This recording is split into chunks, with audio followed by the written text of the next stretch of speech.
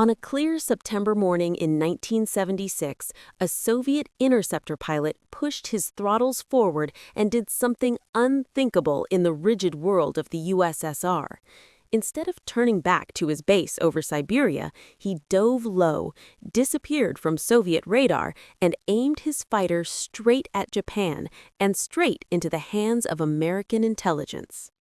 His name was Viktor Belenko, and the aircraft under his hands was the MiG-25 Foxbat, the most feared, most mysterious Soviet jet of its generation. For years, U.S. and NATO planners had treated the Foxbat like a phantom, a blisteringly fast interceptor that seemed to threaten American bombers, reconnaissance planes, and even future fighters like the F-15 Eagle. Western analysts feared that the Soviet Union had built a machine that could outrun, outclimb, and outfight almost anything America had in the sky. In one audacious flight, Viktor Belenko shattered that mystique and gave the United States an unprecedented chance to see exactly how Soviet technology really stacked up. Viktor Ivanovich Belenko was born in 1947 in the Soviet Union and grew up in a system that glorified fighter pilots as heroes of the motherland. Like many boys of his generation, he was raised on legends of World War II aces and Cold War test pilots, and he set his sights on the cockpit. He entered flight training, proved himself in the Soviet Air Defense Forces, and eventually earned one of the most coveted seats available, pilot of the MiG-25, a centerpiece of Soviet air defense doctrine. By the late 1960s and early 1970s, the MiG-25 had become a central part of Western nightmares.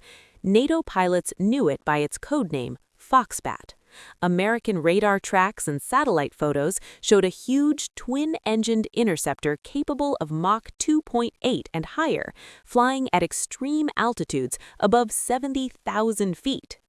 When early MiG-25 overflights roared past Israel during the Yom Kippur War, local aircraft simply couldn't catch them. U.S. Secretary of Defense James Schlesinger reportedly said the MiG-25 was the only aircraft that frightened everyone. On paper, it looked like the Soviets might have built a superfighter that could challenge even America's most advanced designs. In response, the United States poured money into programs like the F-15 Eagle, a fighter that was deliberately over-engineered to out-accelerate, out-climb, and outfight the Foxbat. American designers bet on powerful, efficient engines, lightweight but strong structures, and advanced pulse Doppler radars that could see low-flying targets against ground clutter. But even as the Eagle took shape, one question lingered. How good was the MiG-25, really? In the absence of hard data, Western planners assumed the worst. Inside the Soviet Union, the reality was more complicated. The MiG-25 was a formidable machine in its own niche, designed primarily to sprint up and intercept high-altitude bombers and reconnaissance aircraft such as the SR-31 and earlier threats. It was huge, heavy, and brutally powerful, with two big turbojet engines that guzzled fuel at an astonishing rate. Instead of exotic titanium construction, as Western analysts feared, most of its structure was made of stainless steel, chosen for cost and to tolerate extreme skin temperatures at high speed. Its avionics combined robust analog design with surprisingly old-fashioned technology, including vacuum tubes in its radar systems. Viktor Belenko experienced this reality from the cockpit. Stationed at Chuguyeva Air Base in the Soviet Far East, near Vladivostok, he flew Foxbat intercept missions and training sorties within a rigid, secretive system that demanded absolute obedience and offered little transparency. The MiG-25 was fast and impressive, but it was also maintenance-intensive, short-legged on fuel, and limited in maneuverability, especially at lower altitudes and in tight turns. The Soviet Air Defense Forces treated it like a prized but temperamental racehorse, and pilots like Belenko felt the weight of expectations with every flight. Over time, Belenko grew disillusioned. According to later accounts and interviews, he felt the Soviet system was failing its people and its military, hiding flaws, faking statistics, and imprisoning individuals inside rigid structures. As a frontline interceptor pilot with access to one of the Soviet Union's most secret aircraft, he also knew something else. The mystique of the MiG-25 was partly a mirage. Its strengths were real, but its weaknesses were serious, and the Soviet leadership counted on secrecy and fear to compensate for those technical gaps. By the late 1960s and early 1970s, the Cold War had moved into a phase where both sides depended heavily on technological advantage. The United States was flying the SR-31 Blackbird over contested skies at speeds and altitudes no Soviet interceptor could reliably match, to the deep frustration of the Soviets. The Soviets had created the MiG-25 partly in response, but no one outside their system had ever examined one in detail. For the Americans, getting a Foxbat intact would be like capturing a piece of the Soviet crown jewels. Viktor Belenko decided to make that happen. He began quietly planning his defection, waiting for a day when his training schedule, fuel load, and position would give him a shot at escaping Soviet airspace. Against regulations, he took along a MiG-25 manual, a classified document of great interest to Western engineers. He knew that once he broke from his flight plan, there would be no turning back. If his attempt failed, he risked being shot down or spending the rest of his life in a Soviet prison. On September 6, 1976, the opportunity came. Belenko took off from Chugaevka with other pilots on what appeared to be a routine training mission. The flight profile included low-level segments, which meant he could drop below radar coverage without immediately triggering alarms. At the right moment, he broke away, descended, and turned his MiG-25 toward Japan, pushing the throttles forward and roaring off on a course that no one in his squadron expected. Soviet air traffic controllers lost him on radar and initially assumed he had crashed. They tried to raise him on the radio. There was no answer. Fighters scrambled to search for wreckage. By the time border guards reported that an unidentified aircraft had crossed the coastline heading toward Japan, Viktor Belenko was already approaching Japanese airspace, flying a Soviet interceptor into one of America's closest allied countries. Japanese radar operators detected the intruder and tried to contact the pilot, but Belenko had his radio tuned to the wrong frequencies and could not hear their calls. Japan's Air Self-Defense Force scrambled two F-4EJ Phantom II fighters to intercept the unknown aircraft.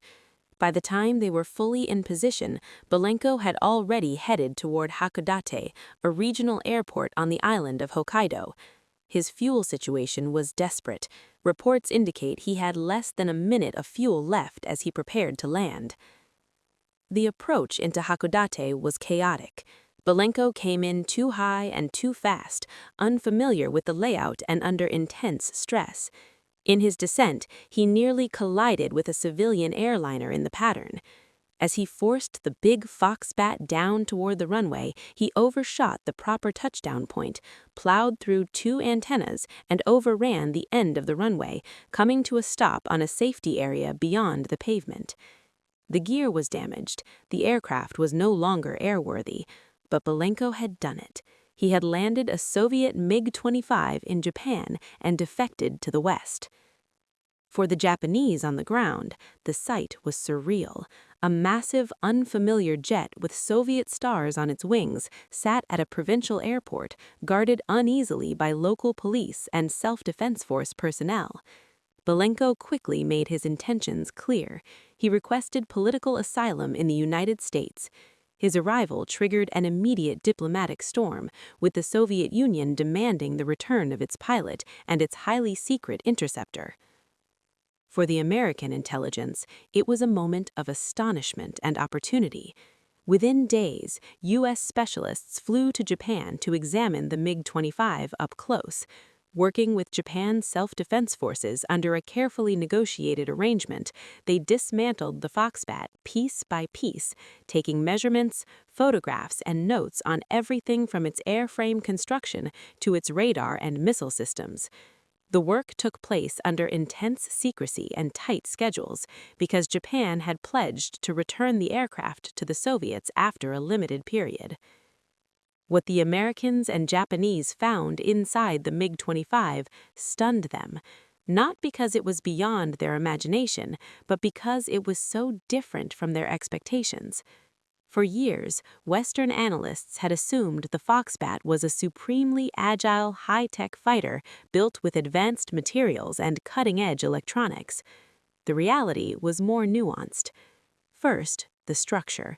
Instead of being made largely of titanium, as many feared, the MiG-25's airframe was mostly steel, about 80% stainless steel, with some nickel and small amounts of titanium. This made the aircraft incredibly tough and heat-resistant at speed, but also very heavy. Fully fueled, a MiG-25 could weigh around 64,000 pounds. By comparison, an U.S. Navy F/A-18 weighed significantly less in a similar state. The Foxbat could sprint, but it paid for that sprint in weight and fuel consumption. Second, the engines and performance envelope. The twin R-15 turbojets delivered enormous thrust and allowed the aircraft to reach very high speeds and altitudes, but they were crude by Western standards. Sustained flight at maximum speed risked severe engine damage, and the aircraft had strict limitations on G-loads, especially fully fueled or carrying heavy missiles. It could go very fast in a straight line and climb rapidly to meet high-flying intruders, but it was not a nimble dogfighter. Its mission profile was clear: blast off, intercept, fire long-range missiles and return, not turn and twist with agile Western fighters at low altitude. Third, the radar and avionics.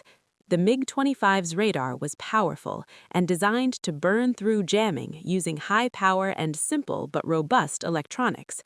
American engineers were struck by the continued use of vacuum tubes, which made the system bulky and old-fashioned, but also more resistant to electromagnetic pulses and easier to maintain in some conditions.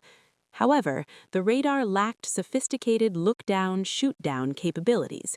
It struggled to detect and track low-flying targets against the clutter of the ground. In a future where Western doctrine increasingly emphasized low-altitude penetration to avoid radar, this was a crucial weakness. Finally, the missiles and weapons.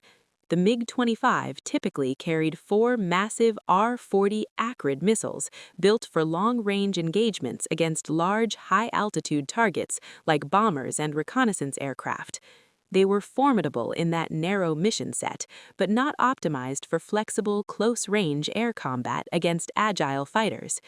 Taken together, these findings painted a picture of the Foxbat as a specialized interceptor, dangerous but far from an all-purpose superfighter.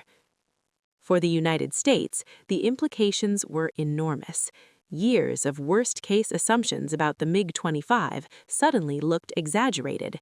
The F-15 Eagle, which had been designed to outperform the Foxbat even under those pessimistic estimates, turned out to be even more capable relative to its Soviet rival than planners had hoped. The teardown of Belenko's jet validated American design choices, from lightweight construction and high thrust-to-weight ratios to advanced pulse Doppler radar that could see and fight at low altitude. American doctrine was refined as well. If the Foxbat struggled to track fighters coming in low and fast, then American pilots knew that hugging terrain and using radar-evading flight profiles would be even more effective against Soviet defenses. Insights from the MiG-25's limitations fed directly into the development of follow-on systems and tactics, and into the design of future Soviet aircraft like the MiG-31, which tried to correct many of the Foxbat's weaknesses. While engineers and analysts worked on the aircraft, American officers and debriefers spent hours, days, and weeks talking to Viktor Belenko himself. He provided details not just about the MiG-25, but about Soviet Air Defense Organization, training standards, maintenance practices, and the mentality inside the Soviet Air Force.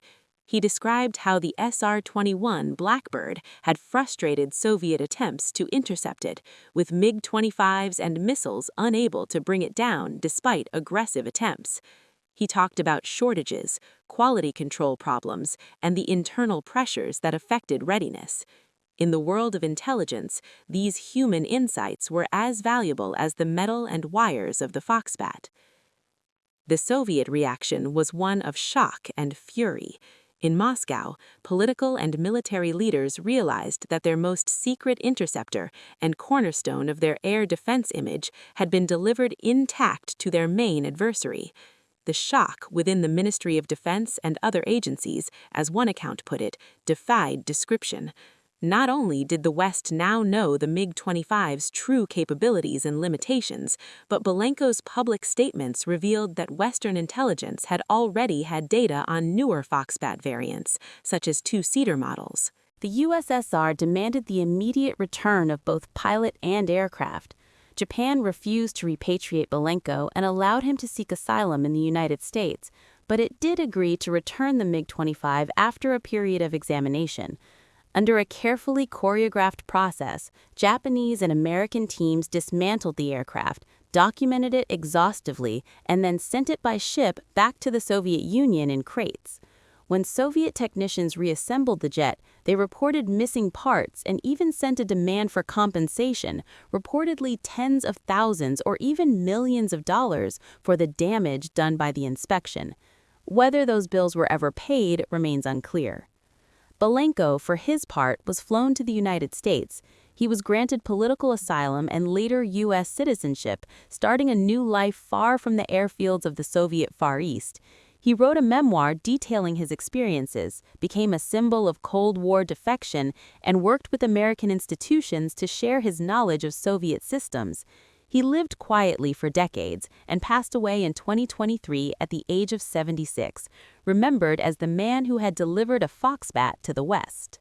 The defection of Viktor Belenko was more than a daring escape. It was a turning point in the technological and psychological contest between the superpowers. For years, the Soviet Union had counted on fear of the unknown to magnify the Foxbat's reputation. American planners could see its speed and altitude, but not its design compromises, and so they had to assume the worst. When Belenko landed at Hakodate, that fog lifted. From that moment on, American engineers and pilots did not have to guess how the MiG-25 worked. They knew. They understood its strengths, its raw speed, its climb rate, its missile reach, and its weaknesses, its weight, its limited maneuverability, its radar constraints, and its voracious fuel consumption. They could refine tactics, adjust training, and plan future aircraft around hard data instead of worst-case speculation. The United States left the episode with more confidence, not less, in the choices it had made. Platforms like the F-15 Eagle were over-prepared, not outmatched. For Soviet planners, the episode was a harsh lesson in the vulnerabilities of secrecy. Once the Foxbat's internals were exposed, American countermeasures and future designs could be tailored to neutralize it. The defection also underscored a deeper problem.